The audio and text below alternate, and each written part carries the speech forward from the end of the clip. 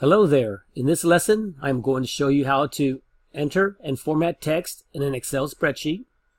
I will also show you how to adjust column widths, select a range of cells, format numbers, and align text or numbers within a cell.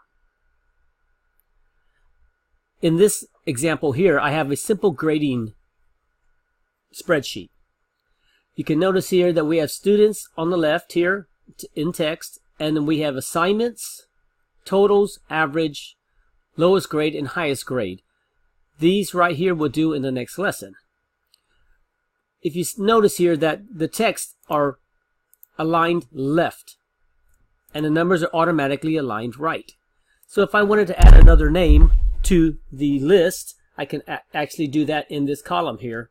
So if we said George. Oops. Okay, there we go. You notice that it's aligned left. And if I put some grades in there, oh, George is a bright student, 90, 98, and 78. You'll notice they are aligned to the right, the numbers. But also, you also will notice that in these columns, the full text is not shown. So it's simple. We can move the mouse in between the columns, names, column B and C, and you notice it will turn into a double arrow pointing to each side. I can simply double click and it will automatically adjust to the longest length. Or I can move it myself and just hold the mouse down and drag to whatever I want the width to be. But for this, I'll just double click and notice that assignment 2 shows up and assignment 3 as well. Now also we can look at formatting numbers. If I were to select by holding the mouse down a range of numbers, and I want to include these later as well, you can select as much as you want, and I'll show you how to do columns and rows later.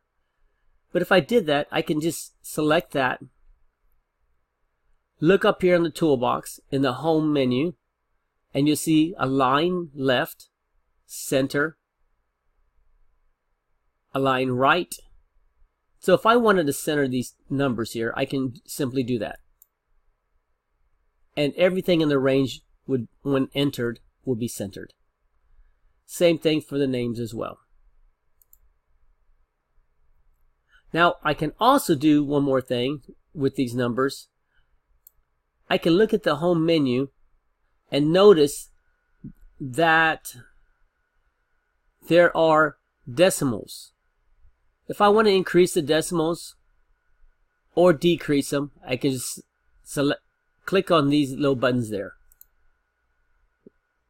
Increase, decrease. I will leave them as is for now.